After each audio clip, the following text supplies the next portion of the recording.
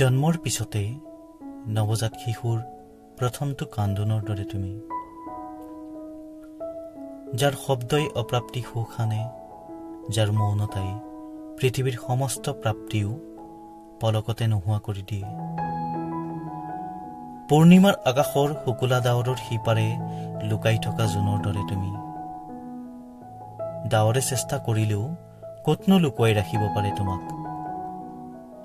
প্ৰতি পল ডাৱৰৰ আঁৰৰ পৰা মোৰ সৈতে লুকাভাকু খেলা, যিমানেই লুকাভাকু খেলা সিমানেই মোৰ আপোন হৈ পৰা।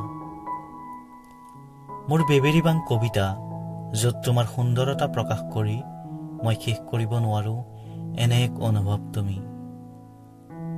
মই নিলিখো বুলি থাকিলেও তুমি কতনো মোক শান্তিৰে থাকিব দিয়া। অনুভৱ হৈ তুমি মোৰ মনৰ কথাবোৰ খুলি খুলি প্ৰতিদিনেই এটি প্ৰেমৰ কবিতা হৈ পৰা। মই আজিলৈকে দেখা সমস্ত সপোনৰ পাহৰিব নোৱাৰা শীৰ্ষ সপোন তুমি। তোমাৰ প্ৰেমত নপৰাকৈ কিয়নো মই নিজকে বান্ধি ৰাখো। তুমিতো একমাত্ৰ অনুভৱ, যাক সপোনত দেখাৰ বাবেহে মই টোপনি যাব বিচাৰো।